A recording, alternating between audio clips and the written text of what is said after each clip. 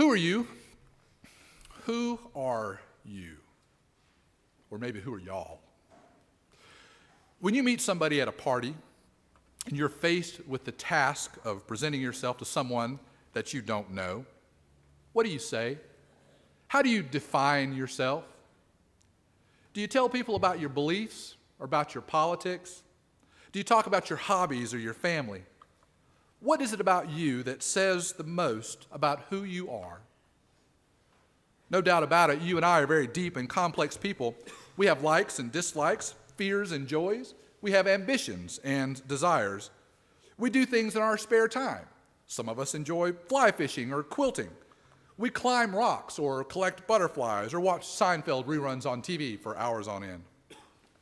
Maybe you secretly enjoy the music of the Spice Girls or NSYNC, or you harbor a fondness for all things Barbie. Maybe you're afraid of clowns, or maybe you think that Will Ferrell is the funniest person on earth. The things that make me, me, and you, you, are as varied and different and amazing, and yes, sometimes as weird, as the grains of sand on the beach or the stars in the sky. And combined, all of those things make each of us unique. There's only one you, and there's only one me, and I think that we're all thankful for that. So who are you? What is it that defines you? If you and I had never met, and we ran into each other at a party, probably the first thing that you would tell me is your name. And I'd bet the farm that the second would be your profession. Yes, during those first awkward moments after the hostess introduced us, we'd stand there, we'd look around the room nervously, and then you'd say, "So tell me, Bob, what do you do?" Then I'd remind you that my name is actually Bill, and then I would tell you about my job. It's nothing to be ashamed of or embarrassed about. We all have a tendency to do it, I think. We define ourselves by what we do, and in many cases by how well we do it. We carry around cards, some of us, that identify us by our profession as butcher, baker, candlestick maker. I have a friend back in Georgia who carries a business card that he will give to everyone he meets that identifies him by his name and his self-appointed title, religious fanatic. That's what he does. From Bob the Builder to Oscar the Grouch to Mac the Knife to Bozo the Clown, we define one another by what we do. And if your job comes with a title, well, then that title can become a part of your name and your identity as well, like Dr. Kildare or President Obama or Officer Krupke or Judge Smales. Sometimes we define other people not just by what we do, but by what those people do for us. There goes Joe, he's my barber. That over there, that's Miss Johnson. She's my son's kindergarten teacher. That boy, well, he cuts my lawn. But the trouble with being defined by what we do is that sometimes your worth as a person gets wrapped up in your usefulness to other people.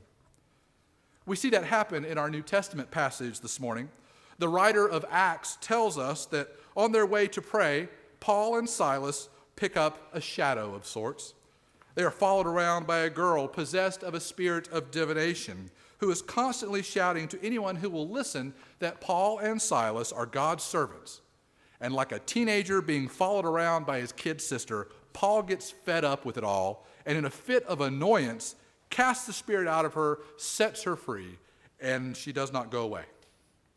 But the slave girl's owners were not happy about that new state of affairs, because the girl had been a rich source of income for her owners, telling fortunes for money. It was a sort of first-century psychic friends hotline. Though the girl was much better off after her encounter with Paul and Silas, her owners were angry because they had lost a perfectly good source of income. To her owners, this young slave girl had a value only as long as she could make them money. What she could do totally and completely defined her in the eyes of her masters. Well, as a result, Paul and Silas are thrown into jail again.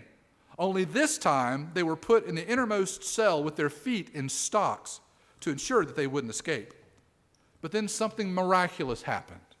An earthquake shook the city so hard that the stocks fell from their feet and the gates of their prison swung wide. The jailer, awakened by the commotion, was alarmed to find that his prison had been thrown open and his prisoners, presumably, had fled into the night. Now, the jailer assumed that his prisoners had fled. I mean, after all, what prisoner wouldn't take the opportunity to run if it presented itself, especially ones who had been so unjustly accused in the first place, like Paul and Silas. Had Paul and Silas been members of the U.S. military, they would have been bound by Article 3 of the U.S. Military Code of Conduct, which states, if I am captured, I will make every effort to escape and to aid others to escape. Paul and Silas were neither the few and the proud nor an army of one. They did not run, but they did not run for one simple reason, because the jailer's life depended on them staying put. You see, in the Roman Empire, a jailer who allowed his prisoners to escape would have been put to death in order to make up for the lost prisoners. No word on what would have happened had the prisoners returned at a later date, but clearly, if Paul and Silas run away, the jailer dies. But who cares about the jailer, right? I mean, he's the bad guy in the story. Paul and Silas are the good guys. And at this point, Paul still has half the New Testament left to write. So he could have been excused for escaping and leaving the jailer to his fate, except that to Paul, the jailer was more than a jailer. He was more than just the person who held the keys to Paul's cell. He was more than just a bad guy, more than just an agent of Roman judicial power and authority. He was a child of God. You see, Paul and Silas understood what the owners of the slave girl did not, that while what we do is a part of who we are, it is not the most important part of who we are. The most important part of who we are is that we are children of God. Say that with me. We are children of God. You see, we forget that sometimes. We get wrapped up in our lives and the things that we have to do. We begin to see ourselves as employees, as career makers, as mothers and fathers, doctors and lawyers and Indian chiefs, and we begin to judge ourselves and other people based on how well we do what we do and whether what we do is worthwhile at all. About 16 years ago, I went to my 10-year high school reunion. Stop trying to do the math. It was a notable occasion for a couple of reasons, but one of them, not the least of them, was that my 10-year high school reunion got shut down early, largely in part to a brawl involving several of my former classmates, the event organizer, and a dispute over a severely overpriced wet bar. But before the evening festivities had begun in earnest, I got the chance to catch up with some of my friends that I had not seen for 10 years and to find out what they'd been doing with themselves. Most of them looked pretty much the same as I had remembered them, except slightly swollen. Joe and Debbie had become lawyers. Curtis had become a doctor. David was a computer genius. Aaron had gotten married and had a beautiful little girl. But the story that I remember most clearly was Wally. Wally had been one of the cool kids, but he never really excelled in his classwork. He was a surfer. He was a football player. The girls adored him because he had long blonde hair and he was smooth. And the guys liked him because he was funny and he was fearless. But standing there in the Winyah Indigo Society Hall, searching for a way to bridge the gap of years, I found myself asking Wally that inevitable question. So, what are you doing with yourself these days? For the first time in my memory, I thought I saw a look of embarrassment crawl across Wally's face. He looked away from me, then down at the floor, and then finally he said, almost as an apology, "I just work construction." I was struck then, and I am struck now, by how much he seemed to diminish the value of his work. It was as if he felt that in a room of doctors and lawyers, there wasn't room for one who worked with his hands. Of course, it wasn't entirely his fault. As a society, we tend to value high-paying jobs and powerful positions. When enough people walk past you on the street and don't acknowledge your presence because you're wearing a hard hat instead of a necktie, you start to get the message. And Wally had gotten the message. What you do is who you are, and he was not valuable. I think at one time or another, lots of us have gotten that message from the world around us, and we've internalized it. We see supermodels on magazine covers, and we get the message that we're not thin enough or beautiful enough or perfect enough. We see athletes with six-pack abs and 30-inch vertical leaps run like gazelles across our TV screens, and we get the message that we aren't healthy enough or athletic enough. Entrepreneurs make millions of dollars before they turn 40, and we get the message that we're not successful enough. We are told over and over again that we are not what we could be, and we are offered 1,000 different ways to be all that we can be if we just buy this brand or wear that brand or consume the right brands. We'll be so much happier and we'll be so much better people. And the sad thing is that so many of us believe those messages and we allow them to define who we are. But then that shouldn't really be surprising, I guess. As a society, we tend to believe most things that we see online or on TV. One of my favorite examples of that is from the television show Gilligan's Island. Do you remember that show, anyone? Gilligan's Island? Sin boldly, raise those hands, let me see them. Okay. If not, it was a half-hour comedy show that originally ran from 1964 to 1966. That's right. Only 3 seasons. And yet it's been in reruns ever since. You'd think it was on for 50. It was about 7 castaways stranded on a desert island. And I know that someone right now is singing the theme song in their head, counting the skipper.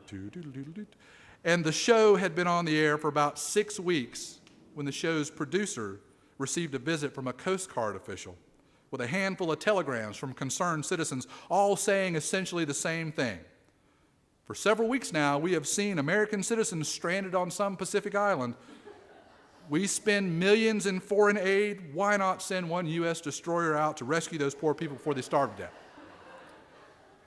These were legit telegrams from legitimately concerned people, and that's a true story. We live in an age where rumors fly around the internet and are repeated as fact before they can be reported as false. Websites like Snopes and PolitiFact exist to help us sort out what's real and what's not in the news. But unfortunately, there's no one to help us weed out fiction from truth when the subject is what we should be, or how we should look, or what we should be doing with our lives. So we internalize the world's message that we're not good enough, and then in turn we judge others as not good enough because they don't match up with our own skewed expectations. But the truth of the matter, and what we need to hear today and every day, is this: we are children of God. Say that with me. We are children of God. The Old Testament passage that we read this morning is one of my favorites because it carries the weight of that simple truth. On the 6th day of creation, Genesis tells us that God created humankind in his image. In the image of God, he created them. Male and female, he created them. God blessed them and said to them, "Be fruitful and multiply." And did you catch it? There's something there that's truly remarkable. Immediately after God creates human beings, God blesses them. What on earth did the first men and women that God created do to earn God's blessing? Nothing. As soon as they are called into being, as soon as their forms are crafted from the clay and water of primordial earth, as soon as God leans down and breathes the breath of life into their nostrils, they are blessed by God.